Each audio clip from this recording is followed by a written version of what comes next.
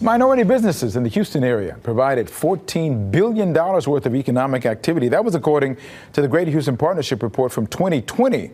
The Houston Minority Supplier Development Council, now in its 50th year, continues to push that number even higher. And one of the ways they do it is through their annual EXPO, which is to take place the second week of October. Always a good way to boost those in business or who want to be in business. That's right. Ingrid Robinson is the president of the Houston Minority Supplier Development Council, is here to talk about what to expect this year.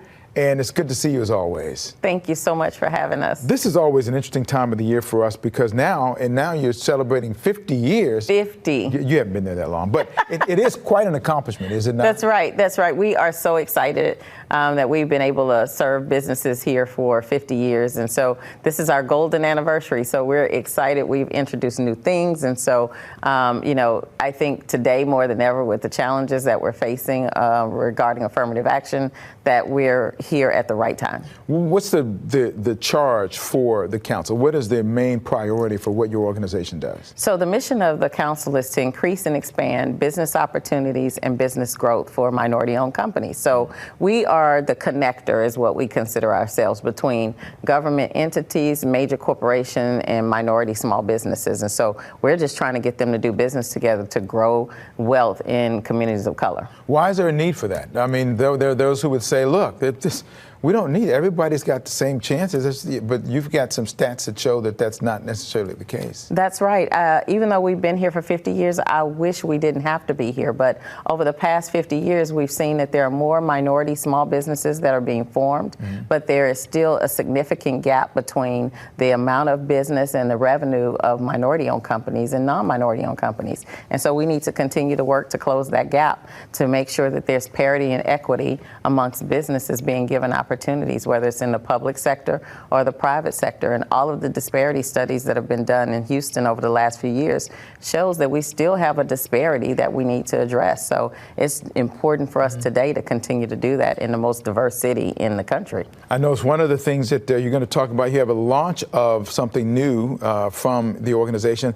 It's called the diversebusinessfinder.com. What is that? That's right. So look at it as if it's a yellow pages of diverse businesses. So we know in our communities that there are a lot of people, individuals or businesses who would like to support small minority-owned companies. And so we've created this open directory that you can go to find minority-owned companies. So if you're looking for somebody to repair your AC or maybe do extermination, or you need marketing efforts, so it's everything from professional services to commodities. But now there's one place where you can find ethnic minority businesses, women-owned businesses, veterans, LGBTQ. So we wanted to cover it, and so we call it diverse because it's all diverse businesses in the city.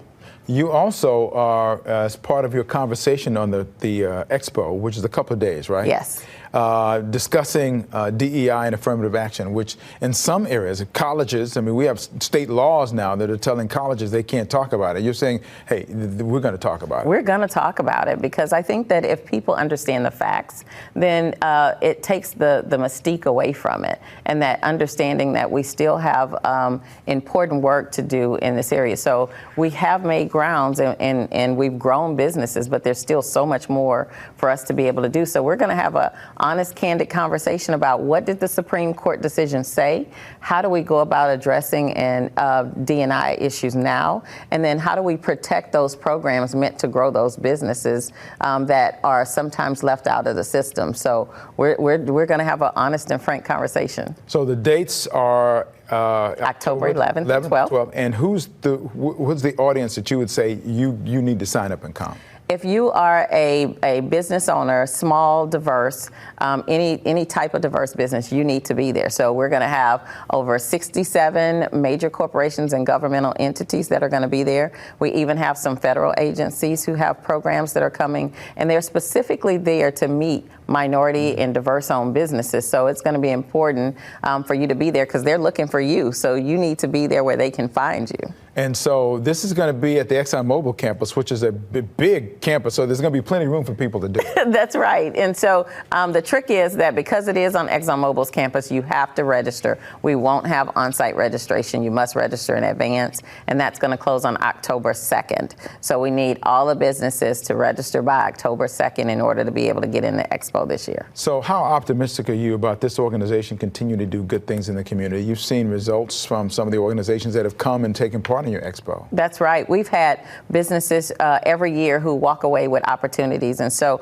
one of the interesting aspects this year is we have what we're calling a spot bid fair that the government agencies are doing. So the state of Texas will be bringing contract opportunities to Expo and being able to award them on the spot or within 2 weeks of Expo. So if you are a small business that finds it hard to be able to get into government contracting, here is an entry point.